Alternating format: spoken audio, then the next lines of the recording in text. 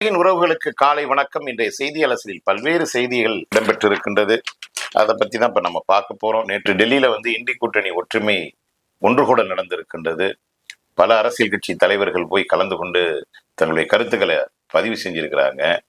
என்ன அதுல செய்தித்தாளில் போட்டிருக்காங்கன்னா, இண்டி கூட்டணி ஒற்றுமையை வலுப்படுத்த வேண்டும் அப்படின்னு போட்டிருக்கிறாங்க. யார் சொல்லியிருக்காங்கன்னா, இங்கே பேசிய தலைவர்கள்லாம் அதை பத்தி சொல்லியிருக்கிறாங்க. அப்ப என்னமோ கலகலத்து போச்சு. ஏன் காரணம்னா, திராவிட முன்னேற்ற கழகம் முக்கிய பங்கு வகித்தது. அவங்க அதுல இருந்து வெளியேறிட்டாங்க. அதனாலதான் ஒற்றுமையை வலுப்படுத்த வேண்டும்னு பேசியிருக்கிறாங்க. எந்த அளவிற்கு உங்க ஒற்றுமையை வலுப்படுத்தி கொண்டு போறாங்கன்னு போக போக பார்ப்போம். அடுத்து இன்னைக்கு நம்ம தமிழக முதல்வர் விஜய் அவர்கள் சிங்கப்பெண் சிறப்பு அதிரடிப்படை அந்த திட்டத்தை துவங்கி வைக்கிறாரு. இவர் ஆட்சிக்கு வந்த பிறகு இப்படி ஒரு திட்டத்தை நாங்க அறிவிக்கிறோம்னு அறிவிச்சாரு. அதுக்கு இடையில தமிழ்நாடு முழுவதும் பல்வேறு பாலியல் வன்புணர்வு கொலை அரங்கேறி இருக்கின்றது. இந்த சூழ்நிலையில அவர் திரும்பவும் சிங்கப்பெண் சிறப்பு அதிரடிப்படை இன்றைக்கு துவங்கி வைக்கிறேன்னு சொல்லியிருக்கிறாரு. இனியாவது பாலியல் வன்புணர்வு கொலை, பெண்களுக்கு எதிரான கொடுமைகள் எல்லாம் தமிழ்நாட்டில் குறையுமா அப்படின்னு மக்கள் பேசிக்கொள்வது நமக்கு கேட்கின்றது. பாஜக கூட்டணிக்கு 20 திரிணாமுல் எம்பிக்கள் ஆதரவு. மக்களவை தலைவருக்கு கடிதம். இங்க எப்படி அதிமுகவை சில்லு சில்லா உடைப்பதற்கான முயற்சியை எல்லாம் செஞ்சுக்கிட்டு இருக்காங்களோ, அதே போல மேற்கு வங்கத்துல திரிணாமுல் காங்கிரஸ் உடைச்சு காலி பண்ணிட்டு இருக்கிறாங்க. இத திட்டமிட்டு பாரதிய ஜனதா செய்து கொண்டிருக்கின்றது. இப்ப என்ன நடக்குதுன்னா, கட்சி தாவல் சட்டத்தின்படி நடவடிக்கை எடுக்க வேண்டும் என்று மம்தா பானர்ஜி கோரிக்கை விடுத்திருக்கிறாங்க. ஆனா என்ன சொல்றாங்கன்னா, மக்களவையில் மொத்தம் 28 திரிணாமுல் காங்கிரஸ் உறுப்பினர்கள் உள்ளனர். இதில் 20 எம்பிக்கள், 2 பங்கு நாங்க பிஜேபிக்கு ஆதரவு கொடுப்பதினால் கட்சித்தாவல் சட்டத்தின் அடிப்படையில் எங்களுக்கு நீங்க நடவடிக்கை எடுக்க முடியாதுன்னு ஒரு பாயிண்ட போட்டிருக்கிறாங்க. என்ன நடக்குதுன்னு பார்ப்போம். அதே போல ஒரு முக்கியமான இன்னொரு செய்தி என்னன்னா, ரூபாய் 397 கோடி மின்மாற்றி முறைகேடு சிபிஐ வழக்கு பதிவு. அதாவது தமிழ்நாட்டு மின்சார வாரியத்துல நடந்த ஊழலை பற்றி விசாரிப்பதற்கு சிபிஐ ஒப்புதல் கொடுத்து நடவடிக்கை எடுப்பதற்கு ஒப்புதல் கொடுத்திருப்பதாக சொல்லியிருக்கிறாங்க. என்ன நடக்குதுன்னு போக போகத்தான் தெரியும். மின் வாரியத்தில் 15,000 காலி பணியிடங்கள் விரைவில் நிரப்பப்படும் அப்படின்னு யார் சொல்லியிருக்காங்கன்னாக்க, மின்சாரத்துறை அமைச்சர் சிடிஆர் நிர்மல் குமார் சொல்லியிருக்காரு. மின்வெட்டு மின்குத்துன்னு தொடர்ச்சியா தமிழ்நாடு முழுவதும் நடந்து கொண்டே இருக்கின்றது. இந்த சூழ்நிலையில ஊழியர் பற்றாக்குறை இருக்குது அப்படின்னு பார்த்தா, ஏறக்குறைய 15,000 பேர் பற்றாக்குறையில தமிழ்நாடு மின்சார வாரியம் தவிக்குது. அதனாலதான் இவ்வளவு சிக்கலுக்கு காரணம் என்பது எல்லாருக்குமே தெரியுது.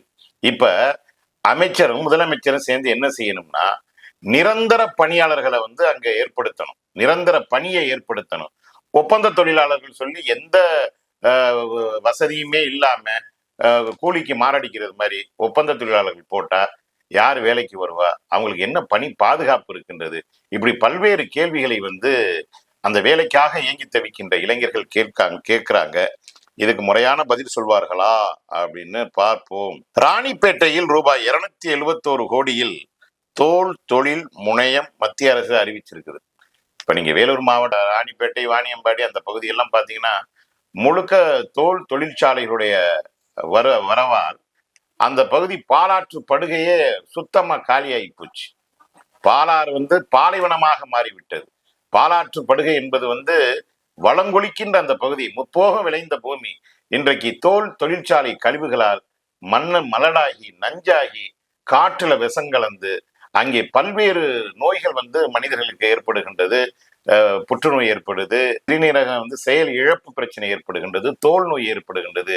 இப்படி அந்த மண்ணையே நாசமாக்கிட்டாங்க இந்த தோல் தொழிற்சாலைகள்னால. இதுல மேற்கொண்டு தோல் தொழில் முனையம் கொண்டு வர்றதாக மத்திய அரசு அறிவிச்சிருக்கு. இன்னும் என்ன நாசக்கரை பண்ண போறாங்கன்னு தெரியல. இந்த நிலையில் தாவேக ஆட்சி நீடிக்காது என ஸ்டாலின் கூறியிருக்க கூடாது அப்படின்னு வருத்தப்பட்டிருக்கிறது யாருன்னா, இந்திய பொதுவுடைமை கட்சியின் மாநில தலைவராக இருக்கின்ற தோழர் வீரபாண்டியன் இப்படி சொல்லலாமா நீங்க அப்படின்னு வருத்தப்பட்டு சொல்லியிருக்கிறாரு. பாஜகவுக்கு எதிராக திமுக தலைமையில் வலுவான கூட்டணி. யாரான்னு பார்த்தா, திராவிட முன்னேற்ற கழகத்தின் செய்தி தொடர்பாளர் மூத்த தலைவர் TKS இளங்கோவன் சொல்லியிருக்காரு. நாங்க வலிமையான கூட்டணியை நாங்க ஏற்படுத்துவோம் எப்படி ஏற்படுத்துவீங்க அப்படின்னு கேட்டா அதுக்கு அவருக்கு சரியா பதில் சொல்ல தெரியல அப்படின்னு தான் போட்டிருக்காங்க பத்திரிகையில. ஏன் அப்படின்னா அவங்க கூட்டணியில விடுதலை சிறுத்தைகள் இருந்தது, கம்யூனிஸ்ட் இருந்துச்சு, மார்க்சிஸ்ட் கம்யூனிஸ்ட் கட்சி இருந்துச்சு, காங்கிரஸ் இருந்துச்சு. இப்ப எல்லா கட்சியும் தாவேகாவுக்கு தப்பிக்கிட்டு போயிடுச்சு. இந்த நிலையில நீங்க யாரை வச்சு வலுவான கூட்டணி அமைக்க போறீங்க அப்படிங்கிற கேள்வி இயல்பா இருக்குதா இல்லையா? அதைத்தான் கிண்டலா அவங்க போட்டிருக்கிறாங்க. இது இன்னொரு செய்தி என்னன்னா, திருச்சியில் பாஜக மாநில நிர்வாகிகள் கூட்டம். இப்பதான் கடந்த மாதம் ஒரு கூட்டம் போட்டாங்க. இப்ப திரும்பவும் கூட்டம் போட்டிருக்கிறாங்க. ஏன்னா இவங்களுடைய இவங்களுடைய பங்காளி அண்ணாமலை வந்து புதுசா இப்ப ஒரு அமைப்பு துவங்கி இருக்கிறதுனால கட்சி கலகலத்து போய் கொண்டிருக்கின்றது. அதனால் கட்சியை இறுக்கி கட்டமைக்கணும் அப்படிங்கிறதுக்காக இந்த கூட்டம் நடந்ததாக போட்டிருக்காங்க. ஆனா நம்ம கேள்வி மக்கள் பேசிக்கிறது என்னன்னா, எப்பா அவர் தான் உங்களுக்கு வேலை செய்யறதுக்கு தானப்பா இன்னொரு அமைப்பு துவங்கி இருக்கிறாரு, நீங்க என்னப்பா என்னமோ எங்களை ஏமாத்துறீங்க, சும்மா நடிக்காதீங்கப்பா அப்படின்னு மக்கள் பேசிக்கிறாங்க. அதே போல ஒரு நடுப்பக்க கட்டுரை, நல்ல கட்டுரை வந்திருக்கு. வாக்களித்தால் மட்டும் போதுமா அப்படின்னு போட்டு எழுதியவர் வந்து பேராசிரியர் பழனித்துறை. அவர் அழகா போயிட்டு இருக்காரு. இடையில சட்டப்பேரவை உறுப்பினர் என்பவர் பொறுப்பு மிக்க, ஆளுமை மிக்க, திறன்மிக்க செயல்படும் உயர் மனிதர் என்று நாம் விளங்கிக் கொள்ள வேண்டும்.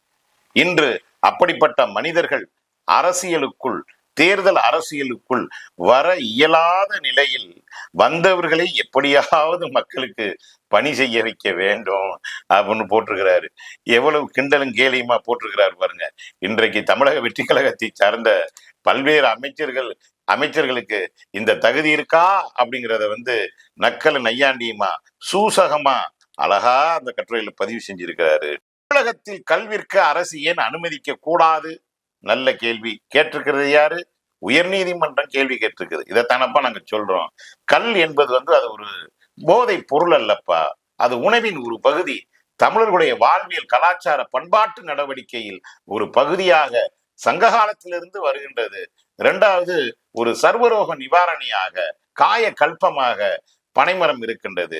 அதிலிருந்து இயற்கையா மூலிகை போல கிடைக்கின்ற அந்த பனஞ்சாரை எடுத்து கொடுத்தா பொருளாதாரமும் மேம்படும், உடலும் வலுப்பெறும், தமிழ்நாடு அரசு தன்னிறைவு பெறும் அப்படின்னு பல்வேறு நன்மைகள் அதில் இருக்கின்ற நேரத்துல நீங்க எரிசாராயத்தை கொடுத்து கலரை கலந்து நீங்க கவர்மெண்ட் விற்கிறீங்களே சாராயம், அதை நிப்பாட்டிட்டு ஏப்பா கல்ல அனுமதிக்க கூடாதுன்னு உயர்நீதிமன்றம் ஒரு அற்புதமான கேள்வியை கேட்டிருக்குது.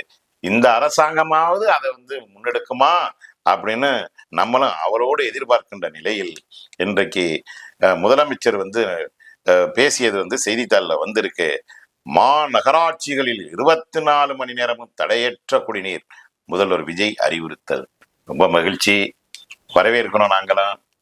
ஆனா இருக்கிற நீர்நிலையெல்லாம் என்னாச்சு தமிழ்நாடு முழுவதும் பாருங்க. நீங்க சென்னையில தான் இருக்கிறீங்க.